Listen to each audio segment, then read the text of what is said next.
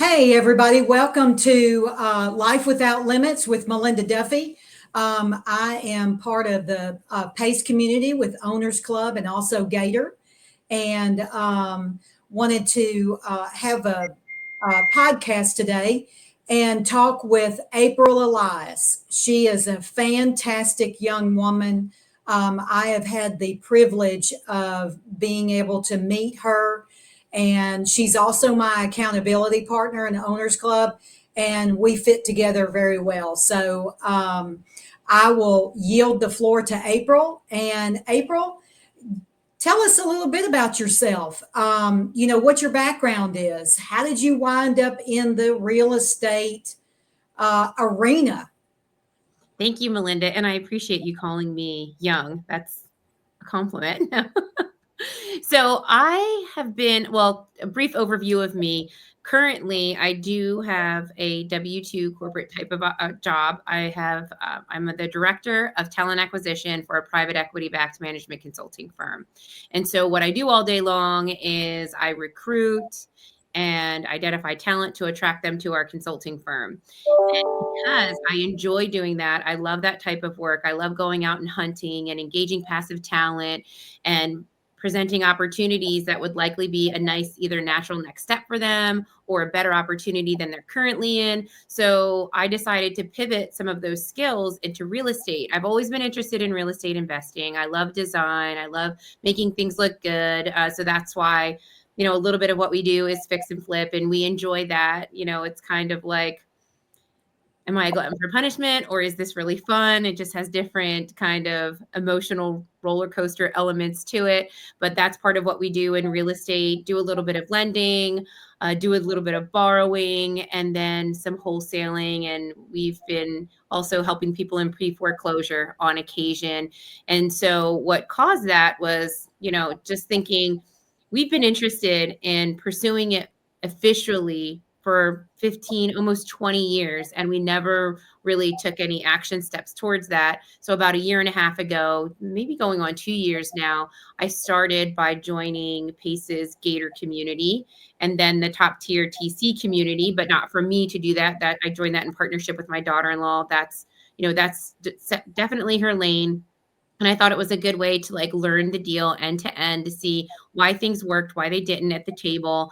And then also I found myself feeling like I needed to join sub 2, and I did, and I'm glad I did. So I'm in all of the things. And then of course, like you, I joined Owners Club, which provides a tremendous amount of value that you can't even put a price on, and it's difficult to describe. It's an over delivery of what we signed up for. So it's been really fun. And now you and I are partnered up as accountability partners. And I feel the same way. I feel like we are the perfect match for this accountability effort. And I'm excited. That's awesome.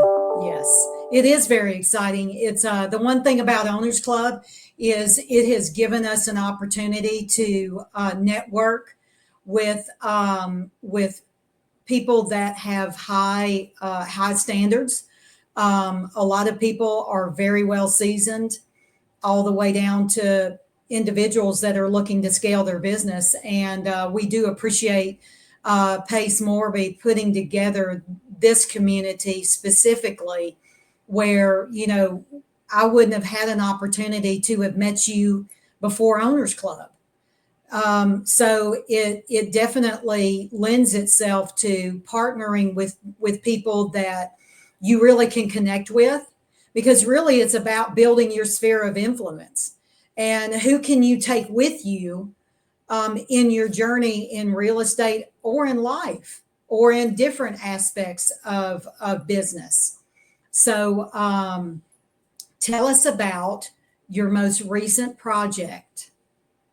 So the most recent completed one, or the one that I closed on today that's getting ready to start Yeah, tomorrow? let's start off with your first completed one, and then let's go to the one that you just closed today. Okay.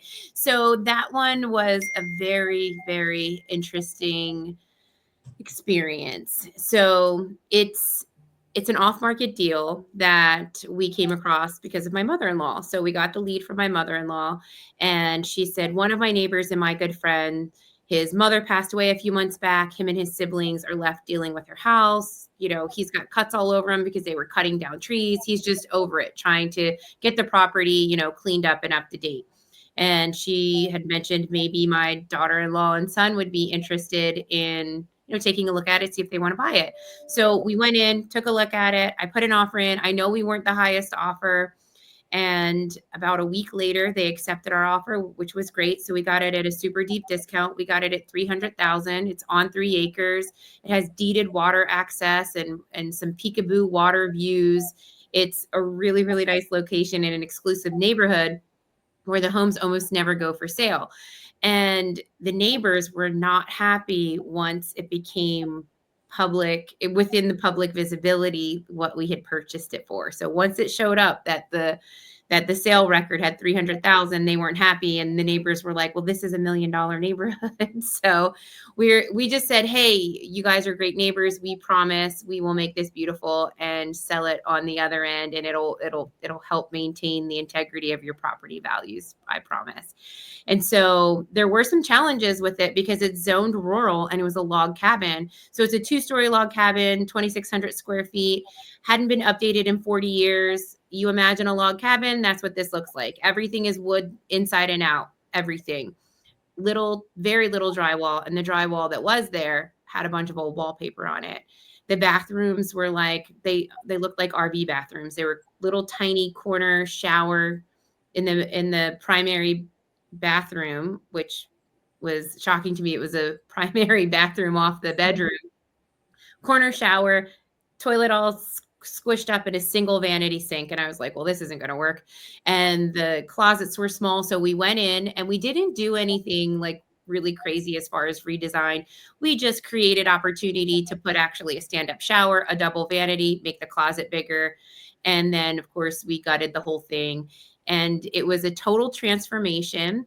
And our project that we budgeted and had inspected for feasibility, we just went a little bit over that, not much. It was like 6,000 or 7,000 over, considering it's a log cabin and we didn't have log cabin experience. That's pretty good. So we were able to complete the project in the timeline that we originally anticipated. And then also we got it listed within the time frame that we were targeting. We listed it in November, which, you're like, man, that's kind of Thanksgiving approaching the holidays. It could be a little tricky, but we got a cash offer 7 days after being on market, waived the appraisal. They did inspections. They did beat us up a little bit on some of the inspection findings just because it was a log cabin. And even though some of the wiring was redone, just like little things, nothing major, but we listed it for $795, anticipating that they might ask for some credits because again, it's a log cabin and it's settled, and not that it's not crooked. The floors aren't crooked, but sometimes the walls just move a little bit. And so it turned out to be a really beautiful renovation, and we ended up getting 17,000 over what we underwrote the deal at. And so, yeah, it was great. And Pace ended up being my partner on that deal. He was 50% partner on my LLC. And so the process was, I sent an email to Pace. I was like, hey, this is what I've got going on. Are you interested? He said, send it to Bo and Molly. I met Bo and Molly. I pitched my deal to them over a Zoom. It was like a 45-minute hour Zoom. They said, yeah, we love this deal. Bo underwrote the deal at $700,000. And then later on a Zoom with Jamil, when Jamil was doing the Zoom calls, I forget, it was Deals with Jamil. And I know it's pivoted to active income now, which is great too. But on a Deals with Jamil call, I was like, hey, and I gave him the address. He didn't know what Bo underwrote the deal at. He came in at the exact same number, which I thought was funny because, he's a comping king as well. And so, we just evolved through that process. We did have a little bit of trouble at the closing table. Things went a little bit sideways. I had a hard money lender that ended up backing out after everyone signed, like at closing. And so I quick had to pivot. And here is going to be a great example of Owners Club. It was immediately after the Scottsdale retreat. Is when this happened. And so when the hard money lender backed out, they backed out because they said, oh, we don't like the JV agreement that you have with Pace. It looks like he's going to hold a silent second. We're first and only. And I'm like, what do you even care if he's a second? Like, you're totally covered, right? You're totally covered. But they backed out for that reason after a bunch of back and forth. It was pretty unprofessional, but I had 24 hours to figure it out. And I made a few phone calls with people that I met in Owners Club. And then another Owners Club member came in and helped me close the gap between my liquid funds, Pace's contribution, which he gave me 6 figures. I also got 6 figures from another member to acquire the deal. And then I had to worry about raising the renovations because the hard money lender backed out. And through the whole thing, that those whole few days, everyone was like, don't worry about the renovations. We'll worry about that later. Just worry about acquiring the property. It's such a deep discount. Acquire it, acquire it. So it took me a few weeks to raise those funds. And again, with the help of another Owners Club member, I got introduced to a different Owners Club member, and they came in and they funded the full renovation budget of $150,000.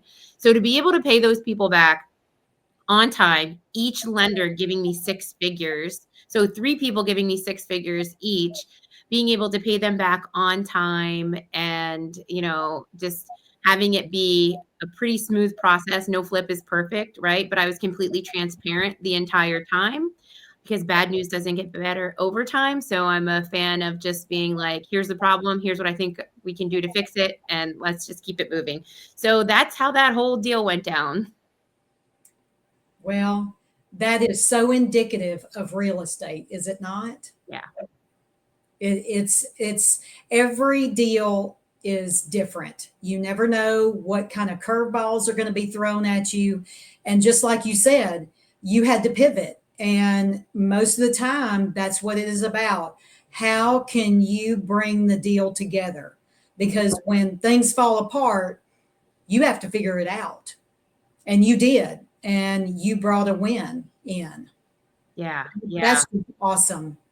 And it's just fun to work with other people on Yes. a team doing it. And so this deal that we closed on today, actually my son, he's doing direct to agent for us, my 20-year-old. And this was a deal that he sourced. And then when it got to an advanced level of conversation, I come in as the closer. I negotiate the terms. And this one ended up being, she had it listed for 265. We went ahead and we sold it. We got it under contract for 150. And then ended up purchasing it for 151 because she wanted one little tweak, which was fine. So we purchased it for 151. It is a full gut. It is a full rehab. The ARV is 340 on it. But this is a woman who had some right now issues and problems and challenges that she needed solved. So it was her mother's home, and her mother transferred it to her while she was living. This woman didn't live in the house. She lived somewhere else. But because her mother did that, she was still responsible for the mortgage payment of $700 a month. This woman works nights at Walmart. She's taking care of her own household in addition to her grandchildren. And then coupled with this $700 per month, that was really painful. And so what we did was we said, hey, well, we have enough time between now and closing. How can we solve as many problems for her as possible?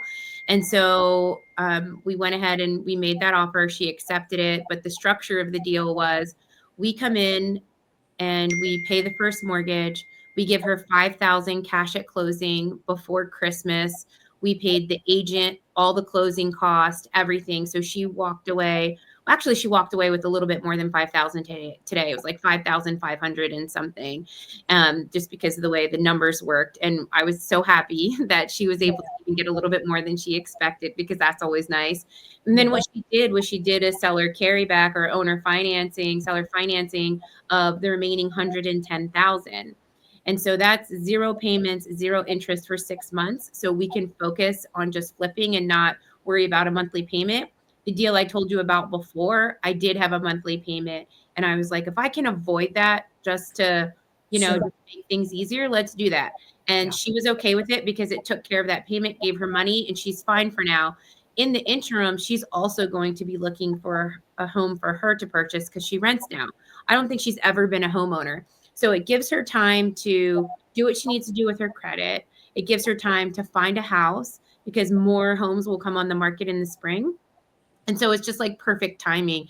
And we aim to flip, get all the renovations done and flip this in time for her to have her money in 6 months or less. And so that's how that deal went down. And I could have self-funded that deal. I just came off a triple digit flip with Pace on December 2nd, and we're here at the 19th. But what I did was I partnered with another sub 2 member to be in second position for that 55,000 to, pay off the mortgage and acquire the property, the entry fee essentially.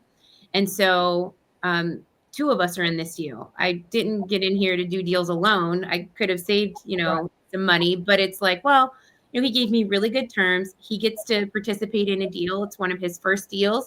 And then I get to do a deal with someone else in the community. So that's the way this one is going. And then the renovations are about 50K or so. And because, actually, I forgot to mention my daughter. She also participated in the last deal I told you about. And she was super happy to put, her money to work and get paid back. And so she's like, I've got my money back with interest. That's great. Can you put it to work again? And I said, well, if you want to, you could do this renovation. She's coming in and funding the renovation piece. She'll make money on that. And there's enough room in the deal to do that for people to make money and just have, have it be more of a team and collaboration. So that's the way that I like to work. And so we're excited about getting this one over the finish line too.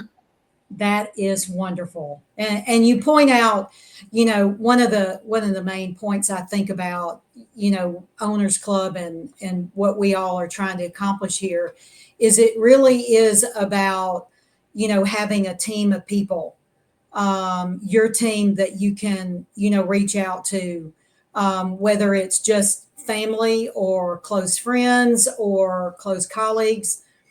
And then also the integration of new people that we meet, just like the brand new sub 2 that you met, and he wanted an opportunity to invest on his first deal. Mm-hmm. So at the end of the day, it's about everybody making money.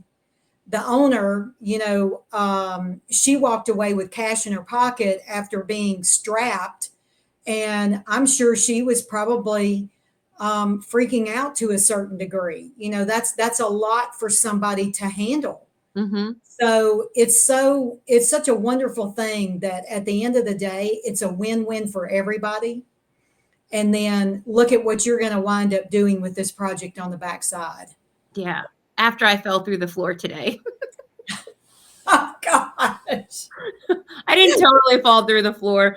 I was walking down the hall, my foot went in this hole, and I go, oh my gosh. Oh my gosh. In the property. I didn't walk the property or anything. This is the property that my son sourced the deal. My husband and my son went to go look at it because it was during business hours. Mm-hmm. And this was the one to where they went in the house, they went out back, and I guess they went back in the house, and my husband went to pull up a piece of carpet because it was loose. He just wanted to peek and see what the floor looked like, the subfloor. And all of a sudden my son's like, he starts itching and he goes, oh my gosh. And he pulls down his shirt, and my husband's like, you're getting eaten alive. And so they go outside. They both were covered in fleas. So they both stripped down in the driveway. The agent is like, I'm so sorry. What's going on? They're literally stripped down to their boxers in the driveway. And my son's like, this is a bonus for you. And I'm like, oh my God. So I didn't go there yet until today after settlement, because I was like, I trust you guys and this is fine. And my husband's spot on with his reno numbers and stuff like that. It's just tell me what I need to button this up at is Right. much what it is. So I was in there for the first time today. I didn't realize there was a piece of carpet over a big hole in the hallway. And I walked down, and my husband got it on video. I walked down and I fell in this hole. I go, oh my goodness. Oh my gosh. So yeah. Never a dull moment. Never. But the closing went smooth. We were in and out of there in 25 minutes.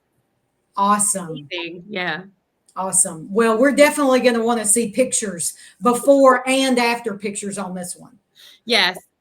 I will have those. It'll be well documented. The dumpster's getting delivered tomorrow. Demo starts Saturday. So we'll have a lot of transition phases. That is great. And fumigated quickly. Well, she did that before we purchased it. We were like, oh, awesome. Yeah, I'm just itching thinking about it. But she's like, you, we have to have that done. And yeah, I think we're good Oh now. my gosh. Well, it like I said, it's going to be really interesting to see how this project goes and look forward to seeing, what it's going to look like on the backside of it. Yeah, I'm excited. That's one of my favorite parts. I love it. Yeah. Yeah. Yeah. So tell us, especially for our viewers that may want to reach out to you, what markets are you currently looking for deals? So Delaware, I live in Delaware. I know it's a small state, it's a small market, but we border Pennsylvania, New Jersey, and Maryland. So I'm open to all those other states. Actively, I'm doing deals in Maryland and in Delaware, but I'm open to anything within an hour of me, which is I'm literally in the middle of the state. So for example, Philadelphia is 50 minutes away. Anywhere Delaware beaches, Maryland beaches, like Ocean City, Maryland area, and then I don't have any experience in Baltimore or DC. That's within 2 hours of me. We do try to keep it within an hour because we like to go there and be there as much as possible. The last one, my husband was there, 7 days a week, basically, but that's not required on all of them. But, that type of area. And then also Florida, specifically New Smyrna Beach, Florida, because I have boots on the ground and family there. And then I also invest in Portugal. So I have 3 lots of land there that we're building on, just waiting on my engineer, because 2 weeks means 2 months in Portuguese time, just so people are aware if they want to invest abroad. And then we also have a sub 2 there that's actually a finish and flip. Mm-hmm. Awesome. Yes, I had forgotten about the Portugal. Tell us about that. So my brother moved to Portugal about 6 years ago now, maybe even 7 years ago, just for work. He was living in San Diego, California for 20 plus years. He's an investment banker, fractional CFO. And so one of his deals wanted him to go to London. And he's also a surfer. Like, we have generations of surfers. A lot of the guys in my family surf. And he said, there's no waves in London. Can't go there, but I can go to Portugal. There's waves there. So it was the same time zone. So they compromised, and he settled down in a little village that's just north, like 25 minutes north of Lisbon. It's called Ericeira. And then Nazaré with the big 100-foot waves, that's about an hour from us. And so it's a little surfing village type of town. And he found his house on Facebook in one of the expat groups. And so he got his deal off market, and the person that he bought the house from ended up owning the 3 lots of land next to him. Well, the house that he bought has a full ocean view on one side, and then the other side is this beautiful mountain view with a Moorish castle in the distance. And so he said, who owns those 3 lots of land? The seller said, I do. He wasn't ready to sell them at the time. And he said, well, part of my deal is I want the first right of refusal on those lots, because that whoever builds there is going to impact my view. So he was, a couple of years later, fast forward to like 2.5 years later, that guy was ready to sell. And so we came in, we purchased the lots of land. I have one, my brother has one, and then together we have one. So I'll have my personal residence that's there. He'll have his, he wants a second residence because he does get a lot of guests now that he's in Portugal. He's like, I'm always hosting. And then the third one will be an Airbnb that we have joint ownership in.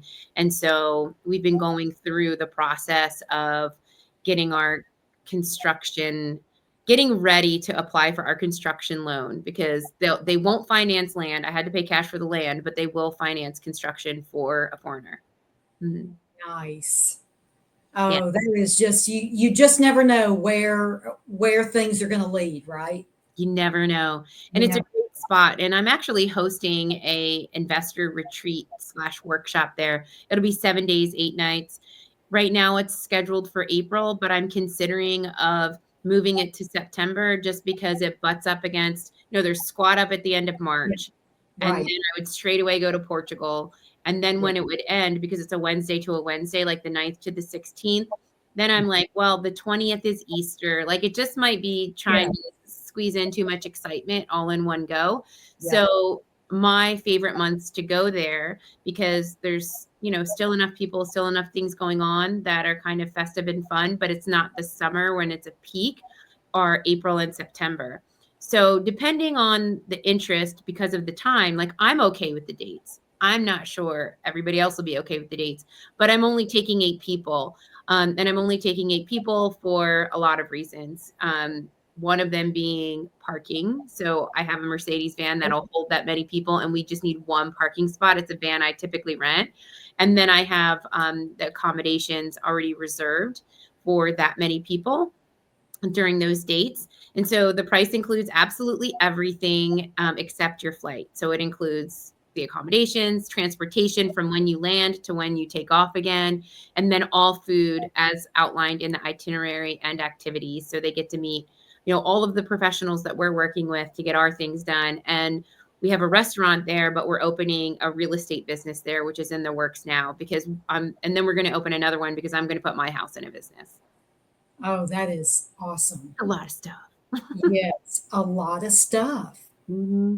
That's just wonderful. Thank you. Wonderful, wonderful. I am so excited for you, and it's going to be really interesting to see what transpires over the next 2 years, and where your business goes, where your vision goes, your Mount Everest. Mm-hmm.